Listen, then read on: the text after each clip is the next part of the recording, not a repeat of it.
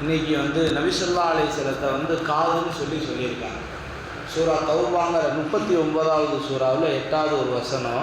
அதில் என்ன வருது அப்படின்னா, அல்லதீன யஸ்தமிஊனல் கவுல் ஃபயத்தபிஊன அஹ்ஸனா. நீங்கள் காதில் கேட்கக்கூடிய விஷயத்தை அழகான முறையில் பின்பற்றுறீங்க. பாருங்க, ஒரு முஸ்லீமுக்கும் ஒரு மாற்று மத சகோதரனுக்கும் வித்தியாசம் காது தான். அவங்களும் என்ன பார்க்குறாங்கன்னா, கடவுளை கண்ணால் பார்க்குறாங்க. அப்படி தானே? கடவுளை என்ன பண்ணுறாங்க, நான் வணங்கும் கடவுள் இதுதான், இதுக்குன்னு ஒரு உருவம் இருக்குது, இது கண் மூக்கெல்லாம் இப்படி இருக்குது, இதுக்குள்ளே இது என்னுடைய கடவுள் கண்ணால் நினைக்கிறாங்க. ஆனால் அல்லாஹ் குர்ஆன் அல்லதீன யஸ்தமிஊனல் கவுல், முஸ்லீம்கள் எப்படியாப்பட்டவர்கள்னா, அவர்கள் காதுகளால் என்னுடைய வார்த்தையை கேட்டு யத்தபிஊன அஹ்ஸனா, என்னுடைய அழகான வழிமுறையை பின்பற்றுகின்றார்கள். ஒரு முஸ்லீமுக்கும் காஃபிருக்கும் வித்தியாசம் காது தான். நம்ம காதால் தான் கேட்டிருக்கோம், அல்லாஹ் ஒருவன் காதால் கேட்டிருக்கோம். யார் சொன்னாங்க? உங்களுடைய மூதாதையர்கள் சொல்லிக் கொடுத்தாங்க. முஸ்லீமானவர்கள் நாங்கள் கேட்டோம், நாங்கள் உள்ளத்தால் நம்பினோம், அதற்கு அல்லாஹ்தாலா சொர்க்கத்தை வச்சிருக்கோம். நம்ம கண்ணால் பார்க்கணுன்னு ஆசைப்படலை, இதுதான் சொல்கிறாங்க. அதனால தான் சொல்கிறாங்க, காதுக்கு இஸ்லாம் ரொம்ப முக்கியத்துவம் கொடுக்குதுன்னா நல்ல விஷயம் அப்படின்னா இது இருக்குன்னு. இன்னும் சொல்ல போனோம்னா, நான் ஒரு படைப்பு, சிறந்த படைப்புங்கிறதுக்கு காது கூட ஒரு அடையாளம். அல்லாஹ்தாலா அலிலியான்ட்ட ஒரு கேள்வி கேட்பான். செய்த ஒரு தடவை சொன்னாங்க, இந்த உலகத்தில் எந்தெந்த உயிரினங்கள்லாம் முட்டையிட்டு குஞ்சு பொரிக்கும், எந்தெந்த உயிரினங்கள்லாம் குட்டி போடும், முட்டையிடாமல் டைரெக்டாக இந்த உலகத்தில் உயிரை வெளியாகும், அது எது எது அப்படின்னு கேட்டான். அப்போ அலிலியான் சுருக்கமான பதில் சொன்னாங்க, எந்த உயிரினத்துக்குன்னா காது வெளியே தெரியுதோ அதெல்லாம் என்ன பண்ணும், குட்டி போடும். எந்த உயிரினத்துக்கு காது வெளியே தெரியாதோ அதெல்லாம் முட்டை போட்டு அதுக்கப்புறம் உயிரினமாக உருவாகும். அப்போ காது வெளியே தெரியக்கூடிய உயிரினங்கள் பலமான உயிரினங்கள். இப்போ மனிதன்னா டைரெக்டாக என்ன பண்ணுறது, குழந்தை தாயோட வயிற்றுலேருந்து வெளியாகும். கோழிங்கிறது அது முட்டையிட்டு அதை அடகாத்து அதுக்கப்புறம் ஒரு உயிராக உருவாகும். இப்போ காதுங்கிறது என்னது, காது வெளியே தெரியக்கூடிய உயிரினங்கள் எல்லாத்துக்குமே முதுகெலும்பு ரொம்ப ஸ்ட்ராங்காக இருக்கும். அதன் காரணமாக அந்த படைப்பு இந்த உலகத்தில் வர்றது லேசுன்னு சொல்லுவோம். அதே மாதிரி அல்லாஹ்தாலா இந்த காதுங்கிறது பிறக்கிறதுக்கு முன்னாடியே கேட்க ஆரம்பித்தோம். இமாம் ஷாஃபி ரஹ்மத்துல்லாஹி அலைஹி, மிகப்பெரிய இமாம்களில் ஒருத்தவங்க இமாம் ஷாஃபி ரஹ்மத்துல்லாஹி அலைஹி, அவங்கள மதரசாவில் சேர்க்குறாங்க. 7 வயசு அவங்க மதரசாவில் ஹிப்ஸு முர்சாவில் விடுறாங்க. அவங்க தாயார் விட்டுட்டு வராங்க. விட்டுட்டு வந்தோடனே ஒரு 2 நாள் கழித்து உஸ்தாது தாயாரை கூப்பிட்டு விடுறாங்க. தாயார் போய் கேட்குறாங்க, என்ன விஷயங்கிறாங்க. உங்கள் மகனை இதுக்கு முன்னாடி எந்த மதரசாவில் சேர்த்துருந்தீங்க அப்படின்னாங்க. எந்த மதரசாலையும் சேர்க்கலைன்னா, அவருக்கு இப்போ தான் 7 வயசு ஆகுது, உங்கள்கிட்ட தான் முதல் சேர்த்துருக்கேன். அவர் 5 ஜுஸு மனப்பாடமாக ஒப்பிக்கிறாருங்க. ஆச்சரியம், 5 ஜுஸு எப்படிங்க மனப்பாடமாக ஒப்பிக்கிறாரு, எனக்கே தெரியலங்க. இப்போ சொன்னாங்க, நீங்கள் ஹாஃபிஸான்னு கேட்டாங்க. ஆமாம், நான் ஹாஃபிஸ் தான். அந்த பெண்ணு சொன்னாங்க, நான் ஹாஃபிஸு. இவங்க வயிற்றில் இருக்கிறப்ப நான் அதிகமாக குரான் ஓதிக்கிட்டே இருப்பேன். அவர் சொன்னாங்க, அவங்க கருவறையில் இருக்கிறப்ப, வயிற்றுக்குள்ளே இருக்கிறப்ப அந்த குரானை கேட்டு மனப்பாடம் பண்ணாங்க. அதனால் இன்றைக்கி விஞ்ஞானிகள் சொல்கிறாங்க, இன்றைக்கி தனியாக ஹாஸ்பிட்டலே இருக்குது. அந்த கருச்சதுக்கப்புறம் 3 மாதத்துக்கு அப்புறம் தனியாக அதுக்கு குழந்தைக்கு கருவறையில் வச்சே ட்ரைனிங் கொடுக்குறாங்க, அது டேலண்ட்டாக உருவாக்குறதுக்கு அப்படின்னு சொல்லி இன்றைக்கி ஹாஸ்பிட்டல்லாம் தனியாக இருக்குது. அப்போ தாய் தந்தையர் என்ன பேசிக்கிறாங்களோ அது மாதிரி எந்த விஷயத்தெல்லாம் அவங்க சண்டை போடுறாங்களோ இதெல்லாம் குழந்தையும் கேட்டுக்கிட்டு இருக்குன்னாங்க. அதனால தான் என்ன பண்ணாங்க, குழந்தை ஒருத்தர் கருப்பமாக இருக்கக்கூடிய பெண்கள் அதிகமாக குரான் ஓதுறப்ப அந்த குழந்தையும் என்ன பண்ணும், அந்த குரானை கேட்டுக்கொண்டிருக்கும். அழகான வார்த்தைகள் குரானுடைய வார்த்தைகள் தான், அதை கேட்கும், அதை பின்பற்றணும்னு சொன்னாங்க.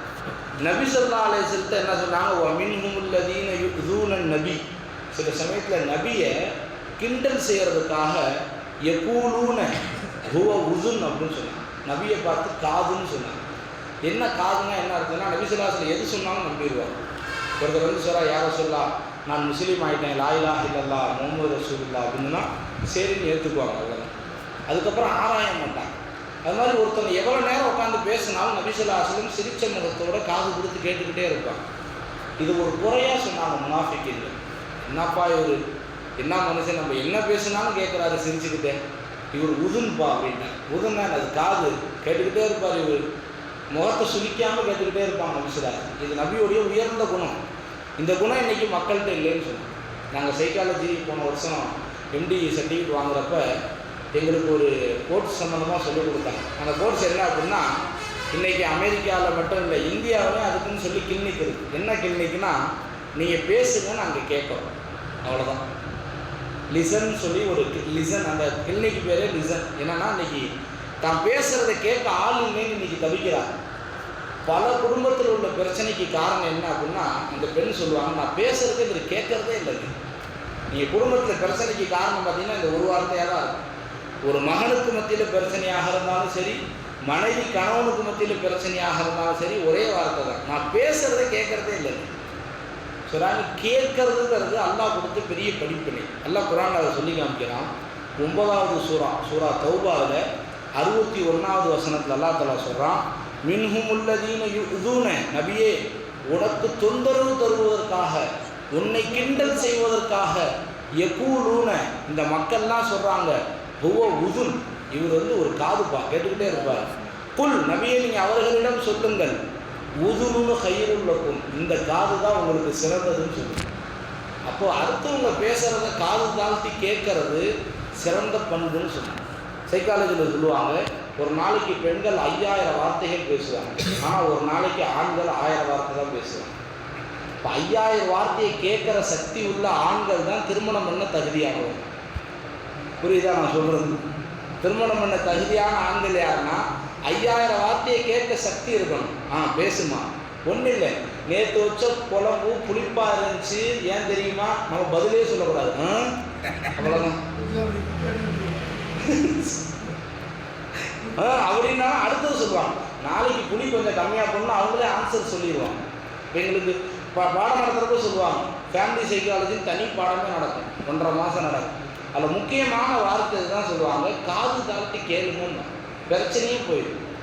பிரச்சனைக்கு தீர்வுலாம் சொல்ல தேவையில்லை, அவங்க பிரச்சனையை கேட்டிங்கனாவே பிரச்சனை சரியாகும். இன்றைக்கி எல்லாம் கேட்கறதுங்கிறது பெரிய பாக்கியம். சரி, கேட்குங்கிற திறன் எங்கேருந்து உருவாகுது? கருவறையிலேருந்து உருவாகுது. அதுக்கப்புறம் உலகத்தில் வரோம், நல்ல விஷயத்தை கேட்கணுங்க. சரி, காதை எப்படி நன்மையாக பயன்படுத்தணும் அதையும் குர்ஆனில் அல்லாஹ் தஆலா சொல்லி காமிக்கிறான். இதா புரியால் குர்ஆன ஃபஸ்தமியூ லஹு ஃபஅன்சிது, உங்களுக்கு மத்தியில் குர்ஆன் ஓதப்பட்டால் அமைதியாக வாய் மூடி நில்லுங்கள், காது தாழ்த்தி கேளுங்கள்.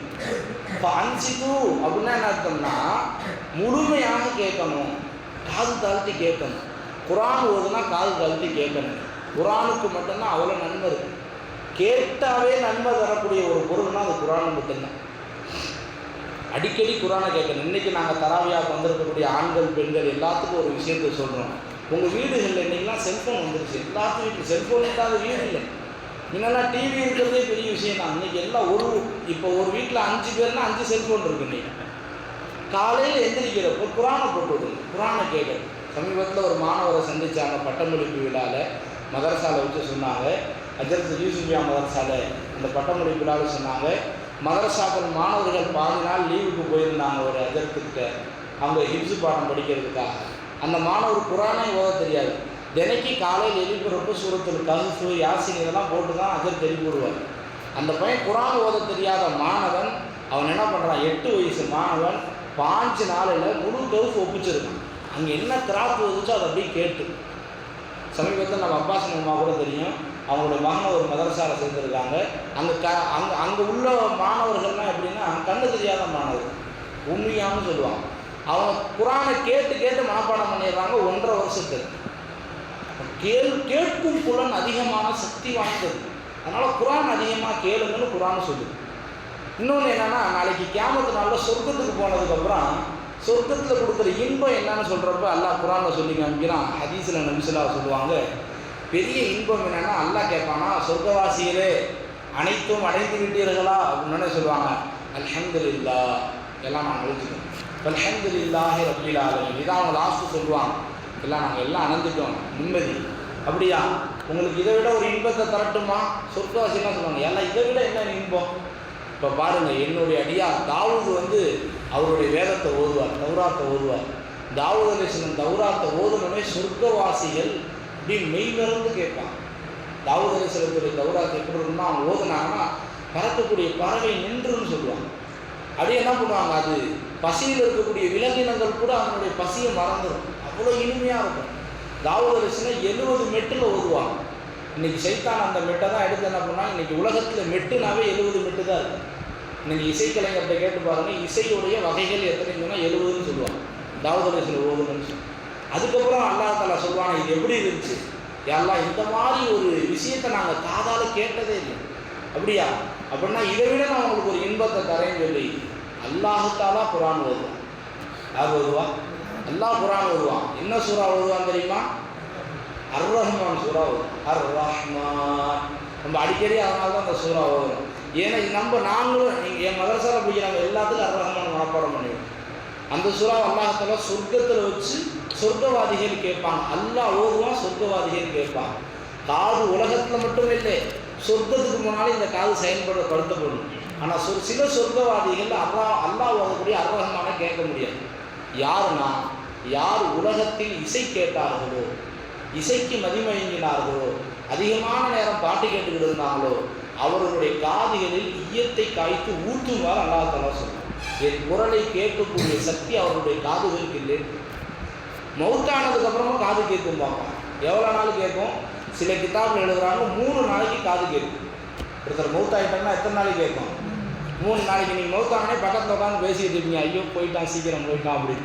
சில பேர் அழுதுகிட்டு இருப்பாங்க, போயிட்டே. அதனால தான் என்ன பண்ணாங்க, மௌத்தான வீட்டில் குர்ஆன் ஓத சொல்லுவாங்க. சில நல்ல மௌத்து என்ன பண்ணுவோம், அது என்ன பண்ணும், ஆசைப்படும். சில ஹதீஸ் கிதாப் எழுதுகிறாங்க, அடக்கம் பண்ணதுக்கப்புறம் அந்த மையத்து காலடி ஓசையை கேட்கும்னு எழுதுகிறாங்க. மௌத்தானதுக்கப்புறமா காதை கொடுத்து கேட்டுக்கிட்டு இருப்பாங்க. என்னது? காலடி ஓசையை கேட்டுக்கிட்டு இருப்பாங்க. அந்தளவு என்ன பண்ணுறாங்க, காதுக்கு அல்லாஹ் தஆலா கொடுத்துருக்காங்க. இந்த காதுகளுடைய சக்திகள் அல்லாஹ் என்ன பண்ணும், அது சரியான முறையில் பயன்படுத்தும். நம்ம மனிதனுக்கு 20 ஹெச்இசட்னு சொல்லுவாங்க, ஹெக்டார்னு சொல்லுவாங்க. 20 ஹெக்டார் சவுண்டு மட்டும்தான் மனிதனால் கேட்க முடியும். அதுக்கு கம்மியானாலும் கேட்க முடியாது, அதுக்கு கூட போனாலும் கேட்க முடியாது. ஆனால் குர்ஆனில் பார்த்தா காது, நம்மளுக்கு 2 காது இருக்குல்ல, ஆனால் குர்ஆனில் காது மட்டும்தான் வருது, 2 காதுன்னு வரவே இல்லை. கண்ணை வச்சு வர்றப்ப அல்லாஹ் குர்ஆன் அனுப்புனா பசர், அதாவது அபுசார்லாம் சொல்லுவாங்க, கண்கள், பார்வைகள். அப்படின்னா ஜமா என்னது? ஒருமை பன்மைன்னு சொல்லுவாங்கள்ல.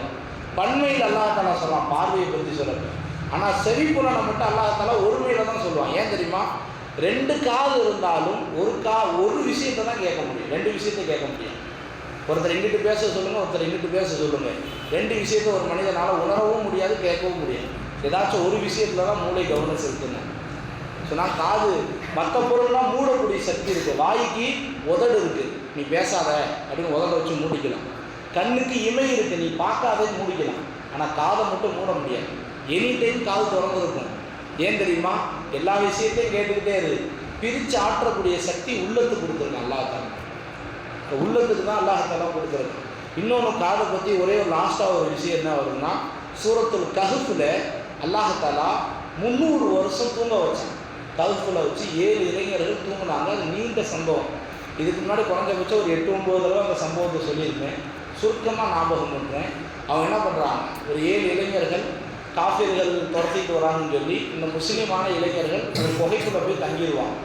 அவங்க தூங்கணும், கண்ணு திறந்துருந்துச்சு, ஆனால் தூங்கினாங்க. 300 வருஷம் தூங்கினாங்க. அல்லாஹ் குர்ஆனில் சொல்கிறான், அவர்களுடைய காதுகளின் மீது நான் தடவி கொடுத்தேன் அப்படின்னு சொல்கிறான். இந்த ஒரு ஆயத்தை வச்சு தான் இன்றைக்கி அக்குபஞ்சர்னு ஒரு மருத்துவத்தில் காதுக்குன்னு தனி அக்குபஞ்சர் இருக்குது, இயர் அக்குபஞ்சர்னு சொல்லுவாங்க. காதில் சில இடத்த தொட்டாங்கன்னா நோய் சரியாகும். அது மாதிரி தூக்கம் வராத குழந்தைகளை லேசாக காதை தடவி கொடுத்தா நல்லா தூக்கம் வரும்னு சொல்லுவாங்க. என்ன பண்ணுறாங்க, காதில் அவ்வளோ சக்திகள் இருக்குது. காது சம்பந்தமாக குர்ஆன் இந்த அளவுக்கு பேசுது. இப்போ இந்த காதை சரியாக பயன்படுத்தணும்னா என்ன செய்யணும்? குர்ஆன் அதிகமாக கேட்கணும். ஒருத்தர் நல்ல விஷயம் பேசுகிறாங்கன்னா கேட்கணும். சூரத்து நூஹுன்னு ஒரு சூறா இருக்குது. அந்த சூறாவில் நூஹ் அலைஹிஸ்ஸலாம் சமுதாயம் அழிக்கப்பட்டதுக்கு காரணம் என்ன வருதுன்னா, நூஹ் அலைஹிஸ்ஸலாம் பயான் பேசுகிறப்ப என்ன பண்ணுவாங்க, காதை வச்சு மூடிக்குவாங்களாம். தன்னுடைய விரல்களை எடுத்து காதை மூடிக்குவாங்க. நூஹ் அலைஹிஸ்ஸலாம் பேசுகிறத கேட்க மாட்டாங்க. இதன் காரணமாக அந்த கூட்டம் அழிக்கப்பட்டாங்கன்னு வரும். இப்போ நாங்கள் வாழும் காலமெல்லாம் குர்ஆன் அதிகமாக கேட்கணும், நல்ல விஷயத்தை கேட்கணும், இந்த காலை சரியாக பயன்படுத்தணும். அல்லாஹ் துஆ செய்யணும், யா அல்லாஹ் நாங்கள் மௌத்தானதுக்கப்புறம் சொர்க்கத்தில் நீ ஓதக்கூடிய அந்த அர்-ரஹ்மானை கேட்கக்கூடிய பாக்கியத்தை எங்கள் அனைவருக்கும் தருவாயா. வாஹிர தஅவானா அல்ஹம்துலில்லாஹி ரப்பில் ஆலமீன்.